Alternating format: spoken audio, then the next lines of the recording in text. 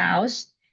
Klinik Lighthouse ini kita berani klaim sebagai pioneer of weight loss klinik in Indonesia ya. Ya, karena kita udah pengalaman lebih dari 20 tahun di dunia penurunan berat badan gitu. Sebetulnya klinik Lighthouse ini ada dua versi nih teman-teman. Ada klinik Lighthouse aja sama klinik Lighthouse Advance gitu. Nah, secara keseluruhan sebetulnya klinik Lighthouse itu fokusnya di masalah penurunan berat badan dan eating disorder. Jadi apabila teman-teman relate nih sama servicesnya klinik Lighthouse mungkin bisa dicoba juga gitu ya. Nah, aku kenalin dulu kali ya, aku datang dari brand mana, brand yang bergerak di bidang apa, dan produk yang brandku jual itu apa aja sih gitu. Nah, jadi sebetulnya klinik Lighthouse ini ya tadi ya selain fokusnya di berat badan, eating disorder, kita juga fokus di body shaping gitu. Kita punya 4 produk secara garis besar. Yang pertama adalah konsultasi dan pendampingan.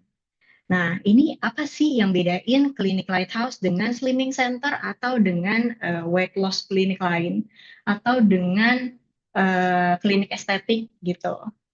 Kita itu disupervisi sama tim medis yang memang tersertifikasi untuk menangani masalah berat badan.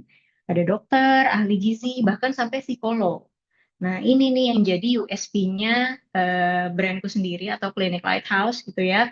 Nah, kita punya psikolog untuk mendampingi teman-teman yang kiranya punya masalah dengan eating disorder atau dengan mental health-nya yang membuat akhirnya teman-teman ini atau pejuang diet ini mengalami masalah berat badan.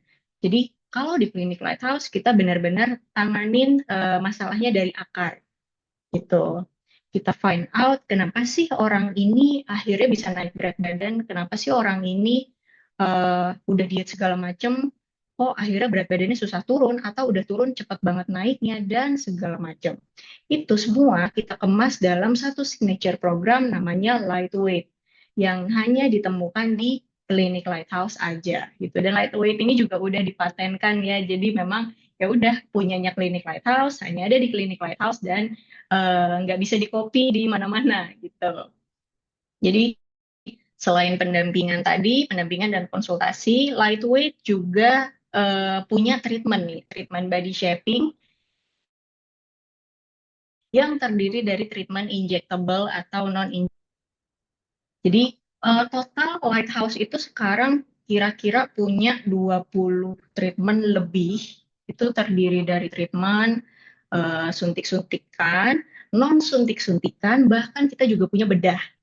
Kita punya treatment namanya Ulfra.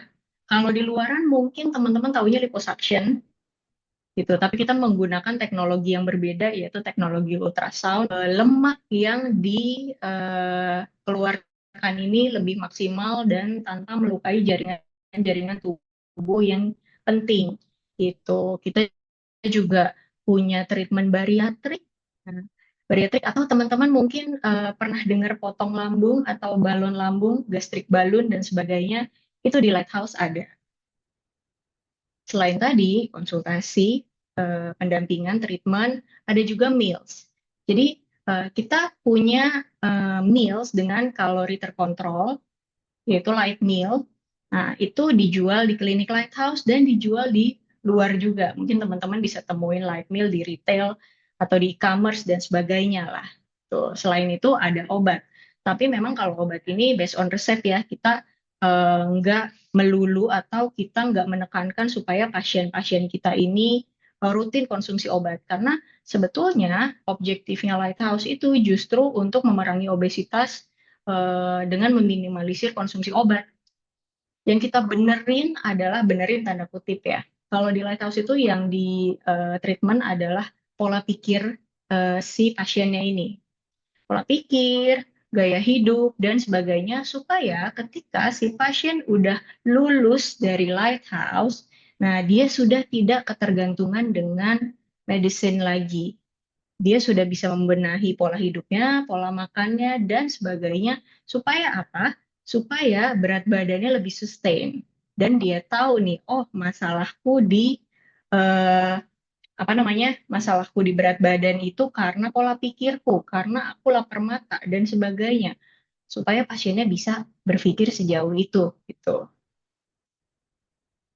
Oke, nah kalau tadi kita udah kenalan nih sama brandnya, sekarang lebih aku spill-spill dikit mungkin ya strategi yang biasa dijalanin sama klinik Lighthouse untuk mengkonversikan leads katakanlah gitu. Mungkin teman-teman udah nggak asing juga ya dengan istilah leads dan sebagainya karena hmm, di-invite kan ya sama Slick Flow pastinya juga udah kurang lebih bersinggungan lah ya sama digital marketing. Oh, sorry. Oke, nah kalau di kita, kalau di Lighthouse kita selalu eh, mengedepankan kalau kita ini harus punya dua sudut pandang yang berbeda nih. Lighthouse atau sebetulnya seluruh marketer itu harus selalu pakai dua kacamata yang berbeda. Itu kacamata sebagai brand dan kacamata sebagai audience itu. Contohnya apa sih? Nah, ini aku bagi jadi 3 poin ya, 3 poin penting supaya teman-teman mungkin bisa contek juga gitu. Kalau dari segi produk gitu, produk oriented, contohnya kalau kita as orang brand gitu, kita paling mikirnya apa sih, jenis produknya apa, kelebihan produk kita apa gitu. Tapi audiens sebetulnya mereka tuh bisa mengcapture hal-hal yang bahkan nggak kepikiran nih sama orang brandnya gitu. Contoh, kalau dari segi produk, misal produk yang dijual tuh apa sih, itu mereka akan kulik lebih dalam plus minusnya kita apa. Kelebihan, kekurangan, mereka bisa mengulik itu lebih dalam karena apa? Karena biasanya audiens ini atau calon customer kita ini mereka punya pembanding. Mereka udah membandingkan kita dengan kompetitor misalkan. Gitu.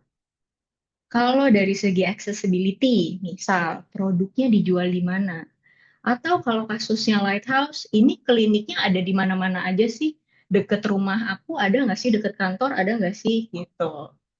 Atau kalau misalkan teman-teman nih yang produknya tangible ya, atau ada produk fisiknya, mungkin kita mikirnya hanya sebatas ya udah produk dijual di mana, logistiknya pakai apa, pengirimannya pakai apa, gitu. Tapi kalau customer, mereka pikirannya ya lebih jauh dari itu ya. Bisa contohnya kayak lokasi penjualannya mudah diakses nggak sih? Bisa nggak sih kalau pakai delivery online dan segala macam gitu. Terus kalau dari segi harga, ini ada yang slightly mirip lah ya. Harga pasti kita dan audiens tuh pasti mikirin. Karena apa? Karena kita juga bandingin kan ya biasanya harga sama kompetitor nih kita udah cukup kompetitif nggak nih harganya? Promonya udah cukup bisa nyaingin kompetitor atau enggak nih gitu. Dan kalau kita seorang brand biasanya mikirinnya apa sih? Profit. Nah, sedangkan kalau audiens biasanya sampai ke payment method itu juga mereka pikirin. Kadang mereka bandingin. Ini contoh ya, eh, misal aku jualan tangible produk gitu. Aku jual di e-commerce Oren. Satunya lagi aku jual di e-commerce Ijo misalkan. Oh, di Oren aku ada free shipping, sedangkan di Ijo nggak ada. Padahal harganya sama nih, tapi kalau yang di satu lagi selain ada free shipping, ada cashback juga. Pasti aku pilih yang lebih menguntungkan dong untuk aku as customer gitu. Kadang itu juga nggak apa ya, kurang tercapture sama kita as orang brand gitu. That's why pentingnya sebagai marketer kita selalu menggunakan dua kacamata yang berbeda kalau kita mau approach new customer gitu.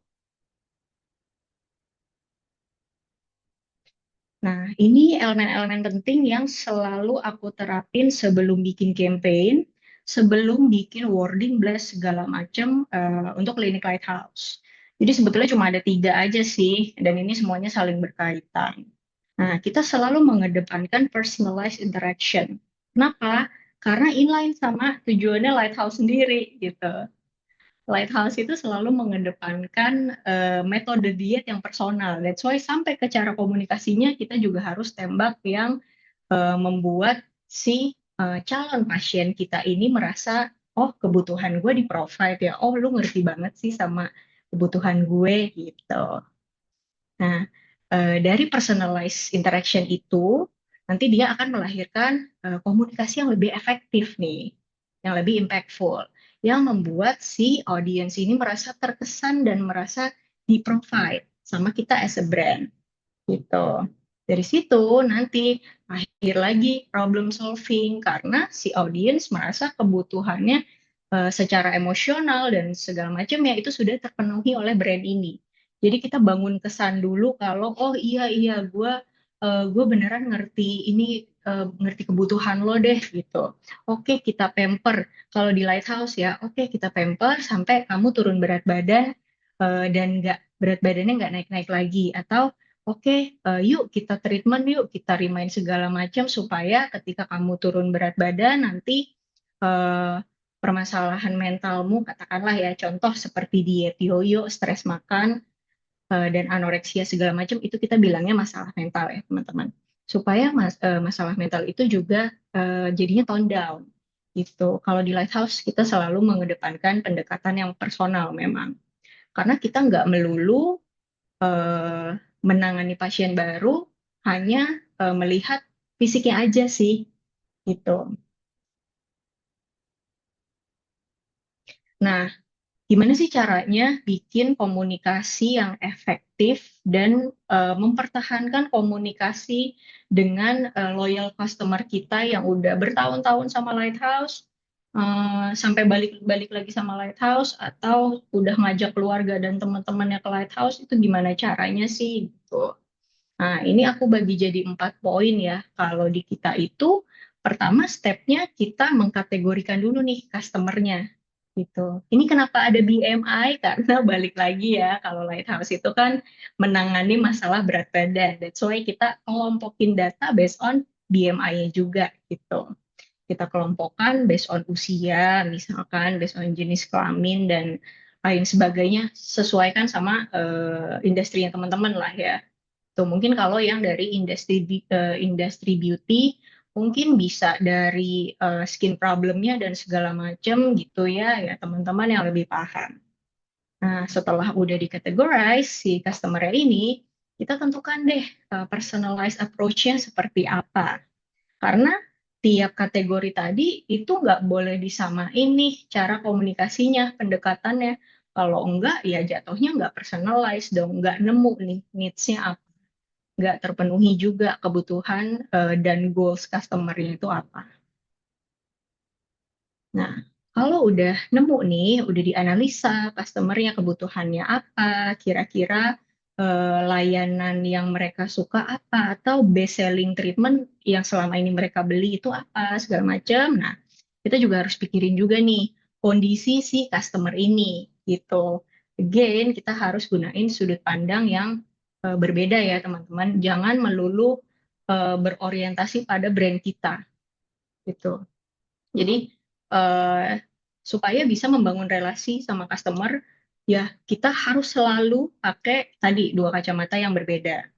Nah, kalau misalkan kita udah paham nih kondisinya, contoh ya, oh customer aku yang ini dia adalah pekerja 9 to 5 gitu. Maka ketika aku mau hubungin dia, ketika mau approach, nawarin promo baru atau nawarin produk baru gitu, itu maka aku kayaknya nggak efektif nih ngubungin dia di jam kerja gitu. Karena apa? Karena ya biasanya kalau jam kerja kan orang nggak fokus ya, orang nggak fokus dan apa namanya ya udah pikirannya udah nggak mikirin hal-hal sekunder lagi nggak sih biasanya gitu kecuali business owner ya gitu. Nah biasanya kita pilihkan prime time-nya si audience inilah, kita pilihkan sorry customer maksudnya, kita pilihkan prime time-nya si customer ini. Kira-kira jam berapa sih yang bisa dihubungin gitu, yang bisa dihubungin dan kira-kira ketika customernya ini balesnya bisa cepet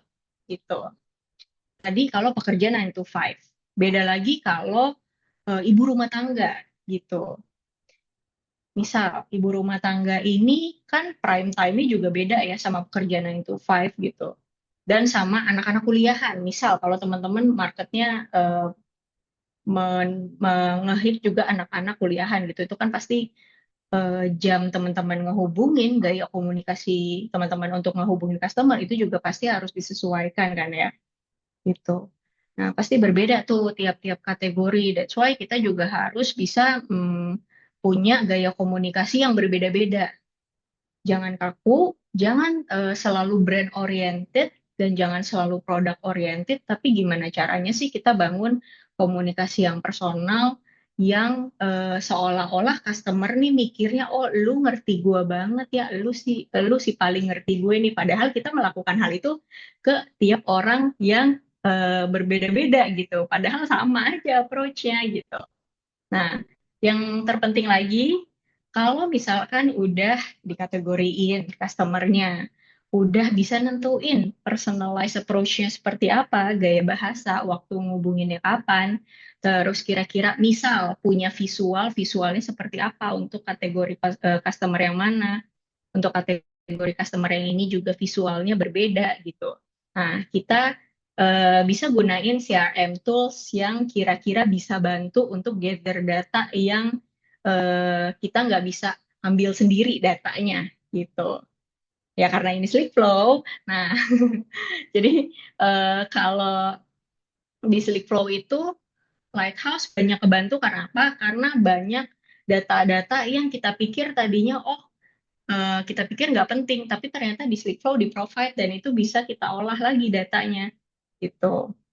Nah, eh, jadi kalau misalkan teman-teman menggunakan CRM tools gitu, CRM tools tuh sebetulnya banyak ya teman-teman. Mungkin ada satu company yang menggunakan lebih dari satu CRM tools gitu. CRM tools ini ngebantu banget untuk kita para marketer untuk find out apa sih yang sebelumnya nggak terpikirkan sama kita gitu. Untuk bikin campaign, untuk bahkan cuma untuk bikin wording atau kata-kata untuk blast ke customer itu penting banget gitu. Karena kadang ya kalau kita nggak pakai tools kan kadang ada aja ya data-data yang nggak tercapture, nggak bisa kita dapatkan sendiri, yang luput gitu dari pikiran kita gitu ya. Nah, so far itu sih yang bisa aku share tentang klinik Lighthouse. Nah, ini spesial untuk teman-teman yang udah hadir. Jadi, eh, teman-teman tuh sebenarnya percaya nggak sih bisa langsing hanya dengan 99.000 gitu. Ini adalah salah satu campaign kita, base campaign kita yang dari 2 tahun lalu lebih sampai sekarang ini masih perform gitu. Kita coba apa namanya bikin langsing masyarakat Indonesia hanya dengan 99.000 gitu. Nah, kalau teman-teman juga mau coba ini, maksudnya langsing dengan 99.000 tuh apaan sih gitu? DM aja ke Instagramnya lighthouse underscore Indo atau lighthouse underscore ini kita ada dua ya gitu. DM langsing bareng Sleepflow. Nah, itu nanti teman-teman bisa dapetin voucher dengan harga khusus 99.000 udah dapet treatment, body shaping treatment 15 menit dan udah free konsultasi dokter juga gitu. Jadi teman-teman nggak cuma dengerin dapur marketingnya Lighthouse aja nih ya, bisa cobain langsung produknya gitu. Itu aja sih dari aku. Thank you teman-teman yang udah dengerin dan yang udah hadir. Oke, thank you Kak Aca untuk presentasinya. Ini eh, tentu menarik banget ya. Tadi Kak Aca udah ngebahas juga soal effective communications, gimana kita harus tahu dulu ya profil atau persona dari customer itu, baru kita bisa menentukan gitu ya campaign dan kapan harus di reach out. I think ini insightful banget sih dari Kak Aca. Sebelum kita lanjutin ke Mbak Atika, aku mau salam-salam dulu nih. Kayaknya ada beberapa baru yang join. Kak Amal Mukti, ini aku lihat baru join. Kak Alvin Damar, selamat datang. Dan mungkin boleh juga untuk gunakan fitur chat untuk kenal-kenalan. Ya, mungkin Kak Amal dari perusahaan apa, Kak Alvin dari perusahaan apa, boleh dikenal-kenalin dulu di sana. Dan cuma mengingatkan lagi nih baru satu pertanyaan nih yang masuk gitu untuk Kak Aca ada satu pertanyaan dari Johan. Nah, untuk teman-teman yang belum bertanya, boleh banget untuk langsung aja masuk ke Q&A sembari mendengar presentasi dari expert-expert kita. Boleh untuk tanya di Q&A. Nanti kita akan tampung dulu dan akan dijawab di akhir sesi. Kurang lebih seperti itu. Oke, sekali lagi thank you Kak Aca. Terima kasih banyak untuk presentasinya. Mohon untuk stay dulu. Nanti Kak Aca boleh jawab pertanyaan-pertanyaan yang masuk. Karena ini ada satu nih yang menunggu dari Kak Aca nih. Oke, thank you Kak Aca. Oke, untuk melanjutkan kita sambut Mbak Atikah, Kak Atikah dari Benings Clinic. Selamat sore Kak Atikah. Halo, selamat sore. Selamat sore Kak Atikah. Baik. Udah siap Kak Atikah untuk mulai share screen dan presentasinya? Oke.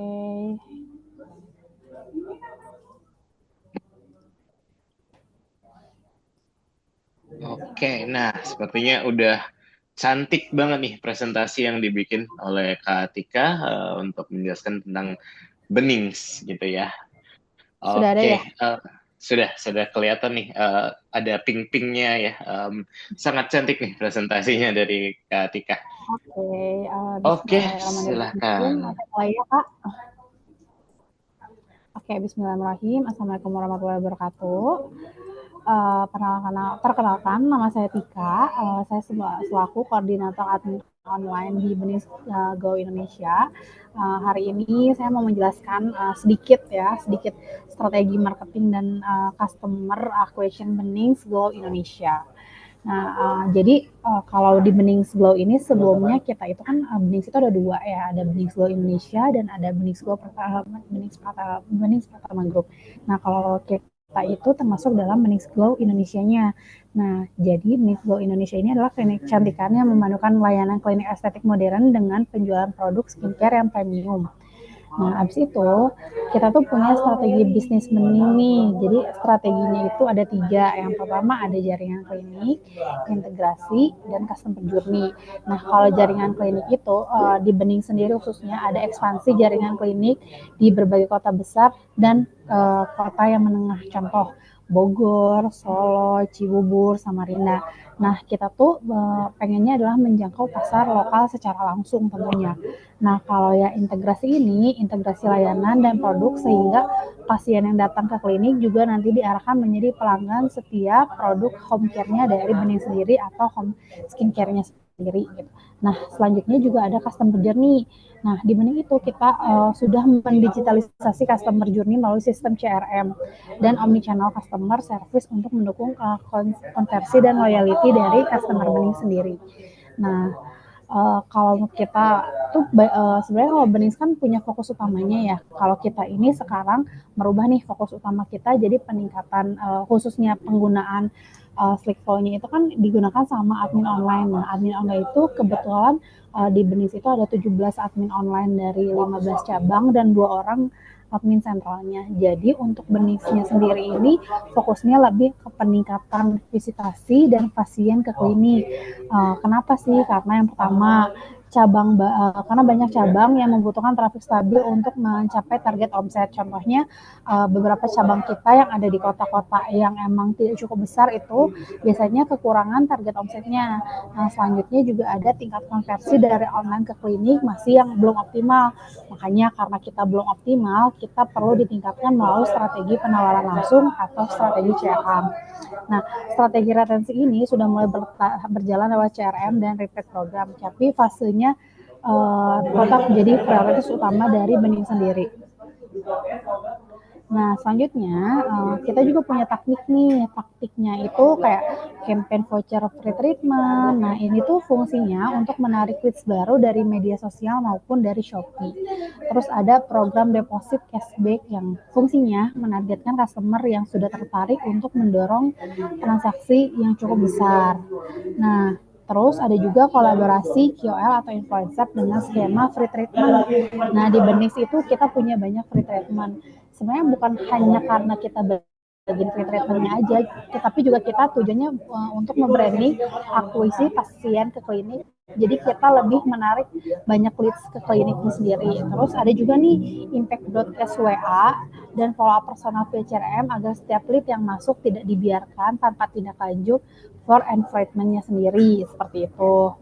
Nah, mendingan punya setelah taktiknya kita juga punya toolsnya. Yang pertama kita menggunakan Slackflow untuk mengolah semua chat dari leads, untuk follow up, pengaturan reservasi, dan juga kita bisa pengaturan ticketing untuk chat pasiennya, dan juga ada broadcastnya. Selanjutnya ada WhatsApp API. Nah, WhatsApp API sendiri adalah channel utama untuk interaksi cepat, kayak bisa untuk reminder, broadcast, campaign, dan cara follow up. Nah, terus juga kita tuh melengkapi data-data kita itu melalui Google Sheet Dashboard, dan untuk penjualan produknya kita menggunakan Shopee dan TikTok Shop, serta ada Instagram atau TikTok Ads juga sebagai channel awareness dan akuisisi utama. Nah, kalau tadi taktik dan toolsnya, kalau sekarang peran WhatsApp dan chat dalam campaign marketing pertama itu juga sebagai alur konversi utama. Yang kedua untuk follow up dan booking. Yang ketiga broadcast campaign. Yang keempat CRM dan laporan. Nah, seperti itu presentasi dari saya, dan harapannya semoga sedikit informasi ini bisa berguna buat teman-teman semua. Terima kasih. Baik, terima kasih banyak Kak Tika atas presentasinya. Oke, thank you Kak Tika tadi udah menjelaskan beberapa taktik-taktik seperti misalnya free voucher gitu ya, dan gimana dari situ juga meningkatkan akuisisi dari tim admin online-nya Benings Clinic. Thank you untuk presentasinya Kak Tika. Mungkin kalau Kak Tika tadi sudah menjelaskan dan nge-spill dikit-dikit tuh tadi menuju akhir tentang tools yang digunakan, tadi udah ada listnya. Ada Slackflow, ada WhatsApp API gitu. Dan juga tadi ada penggunaan untuk follow up, untuk database gitu ya. Nah, ini mungkin teman-teman jadi penasaran nih gitu ya. Sebenarnya secara teknikal itu gimana sih sebenarnya Slackflow, WhatsApp itu digunakan. Nah, oleh karena itu untuk sesi penutup ini kita panggilkan Mbak Karen Dorena dari Slackflow untuk menceritakan hal itu. Sebelum masuk ke Kak Karen, saya mau ingetin lagi buat teman-teman yang mau bertanya, silahkan masuk ke Q&A.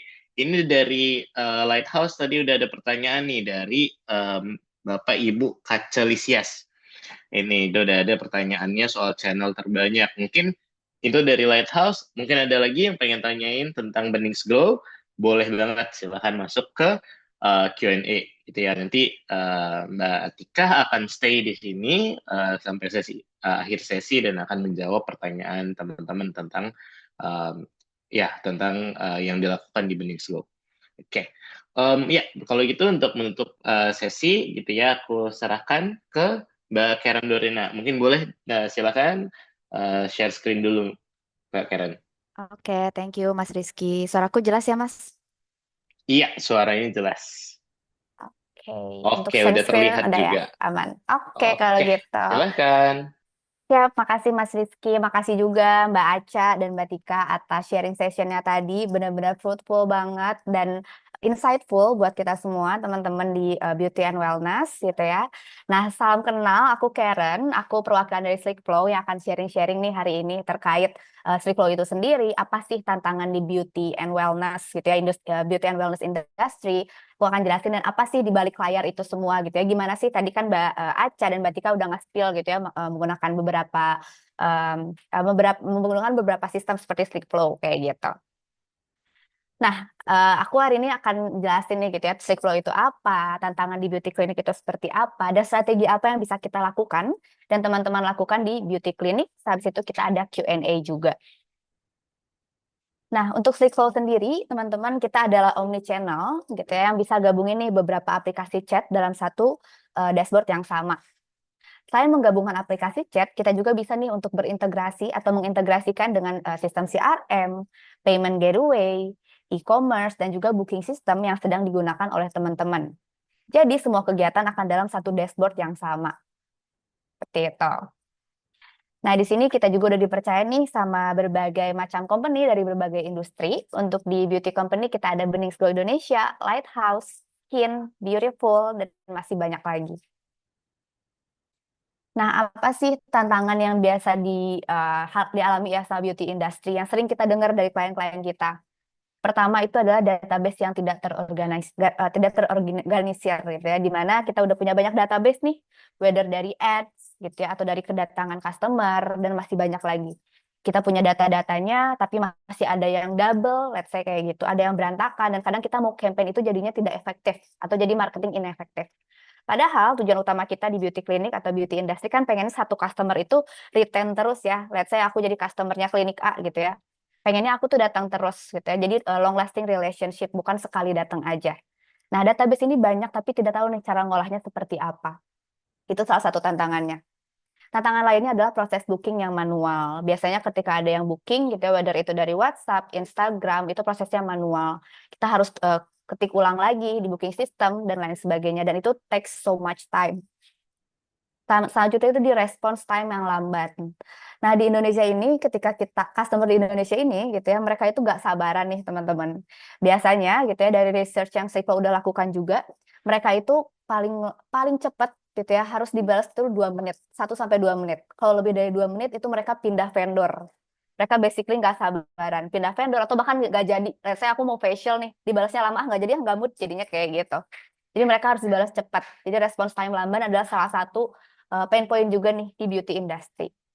Yang terakhir itu di minim transparansi di tiap outlet.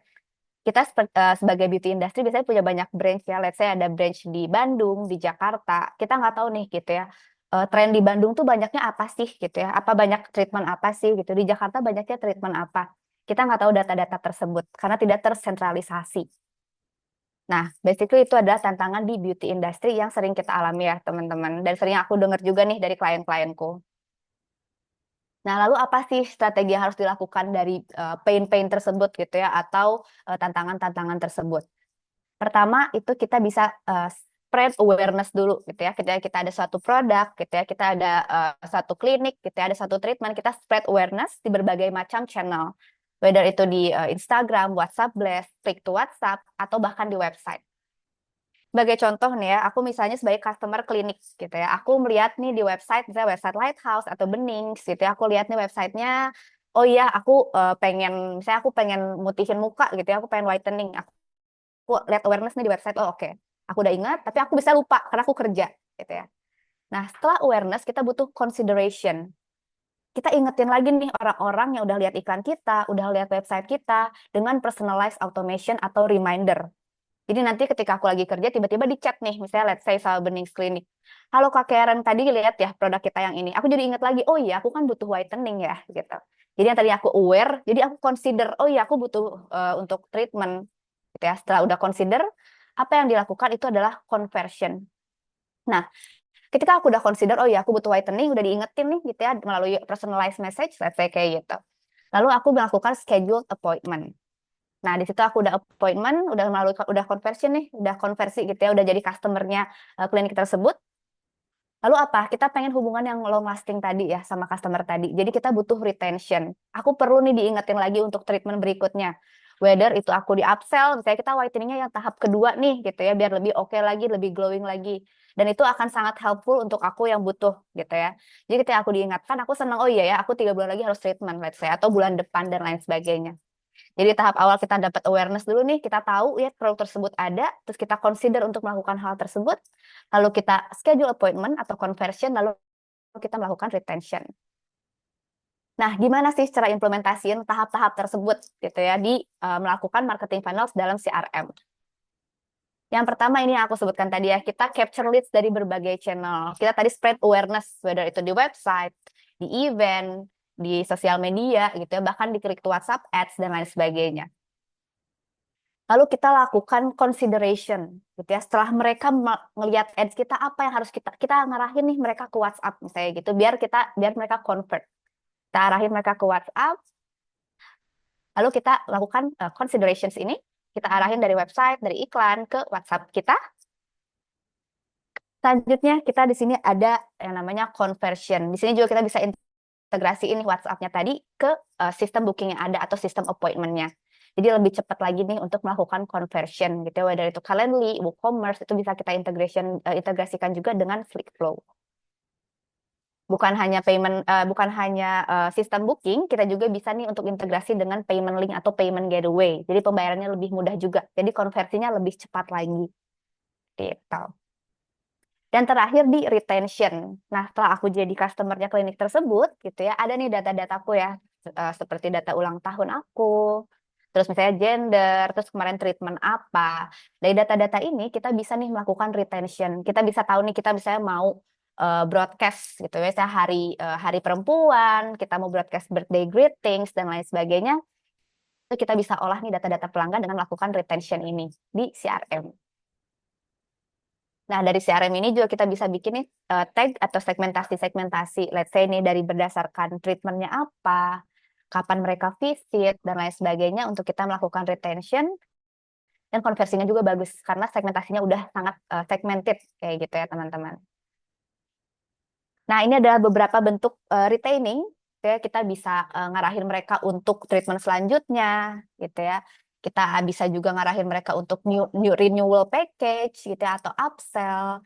Kita juga bisa ngarahin mereka untuk isi Google review gitu ya, biar nanti company kita Google review-nya bagus gitu ya. Setelah treatment kita arahin mereka ke Google review biar nanti kita bisa bintang 5 di Google review. Kayak gitu. Nah, itu adalah tahapan-tahapan nih yang biasanya dilakukan sama beauty clinic gitu ya, dari tantangan-tantangan yang ada tadi gitu ya. Kita ada nih solusinya gitu ya. Pertama, kita spread awareness dulu dari berbagai channel. Kita buat dari awareness tersebut menjadi consideration, bukan hanya awareness aja, karena kadang kan kita lupa ya sebagai manusia gitu. Kita buat mereka untuk consider. Kita ingetin lagi di WhatsApp gitu ya, dengan notifikasi-notifikasi, biar mereka ingat apa yang mereka butuhkan. Setelah konversi, kita juga nggak mau hubungannya cuma sekali sama consumer tersebut, kita pengen retention, atau kita pengen hubungan jangka panjang dengan consumer beauty kita. Nah, kurang lebih itu sih yang terjadi gitu ya di balik layarnya. Dan juga yang bisa kita sharing-sharing dari SlickFlow untuk beauty clinics dan juga wellness. Dari tim dari teman-teman kalau misalnya ada yang penasaran gitu, udah pengen coba gimana sih maksudnya gitu ya, tadi tahap-tahapan tadi boleh di-scan aja QR code ini, nanti boleh dicoba-coba apa sih bentuk dari awareness, considerations, dan juga conversion. Nah, itu sharing dari aku, Mas Rizky. Thank you.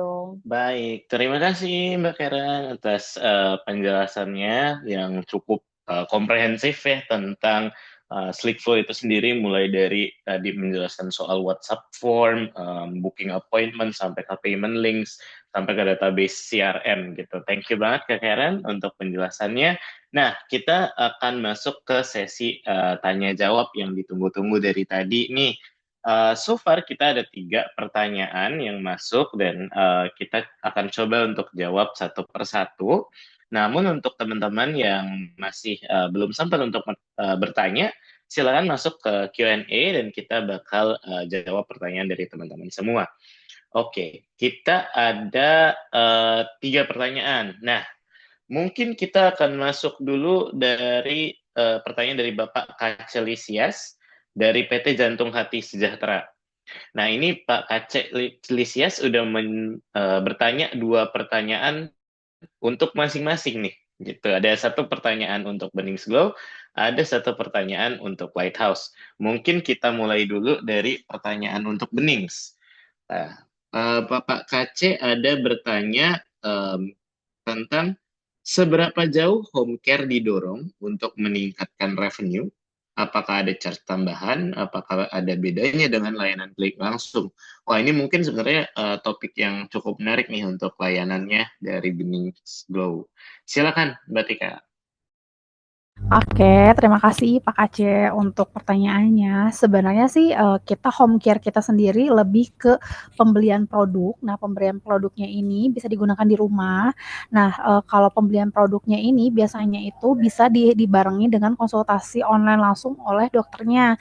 Jadi dari pasien-pasien Bening sendiri biasanya langsung misalnya dia membeli produk nih Pak. Setelah membeli produk, misalnya dia bingung cara pemakaiannya gimana. Nah, di klinik kita itu bisa melakukan konsultasi online via WhatsApp sendiri. Nah, dari konsultasi online ini nantinya kita bisa tahu nih penyebab ataupun kekurangan dari pasiennya yang pengen ditangani. Misalnya kulitnya berjerawat, apa sih yang harus dia lakukan di rumah gitu. Nah, ternyata dia harus menggunakan produk ini, treatmentnya seperti ini. Habis itu dari kita sendiri sih home care-nya adalah pembelian produk yang bisa digunakan di rumah seperti itu. Terima kasih Pak Aceh. Baik, terima kasih Mbak Tika.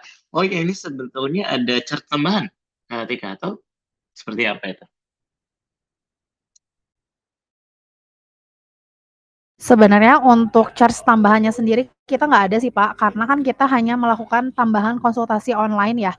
Nah konsultasi online-nya ini bedanya dengan ke klinik langsung itu sebenarnya tidak ada bedanya. Cuman kalau di kita itu maksudnya adalah lebih memudahkan untuk dari pasiennya sendiri untuk melakukan kunjungan untuk langsung treatment. Jadi diadakannya konsultasi online. Nah, konsultasi online-nya juga sangat mudah. Pasien itu tinggal memotokkan wajahnya bagian depan di kanan dan bagian kiri. Nanti hasilnya itu nanti akan diberitahu sama dokter untuk hasil konsultasinya seperti itu.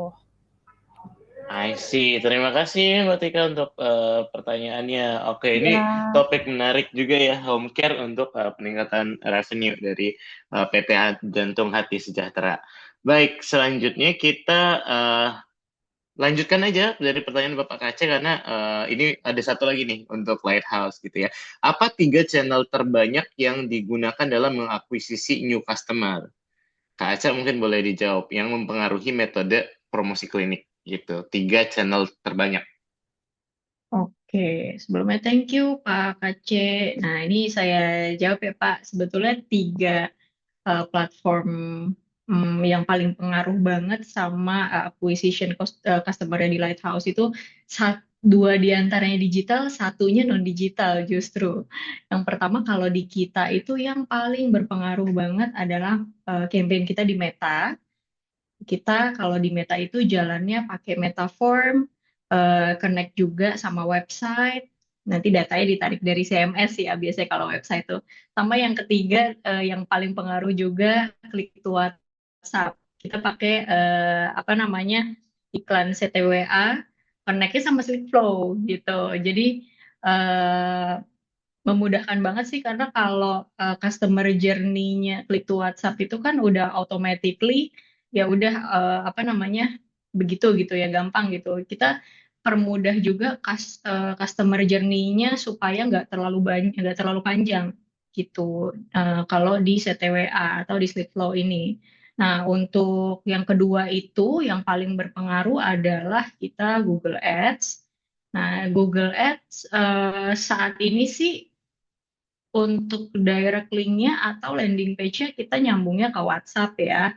Gitu. Dan yang ketiga adalah word of mouth. Karena Lighthouse sendiri kan memang berdirinya sudah lama, sudah lebih dari 20 tahun dan sudah banyak customer. Jadi biasanya testimoninya itu dari mulut ke mulut.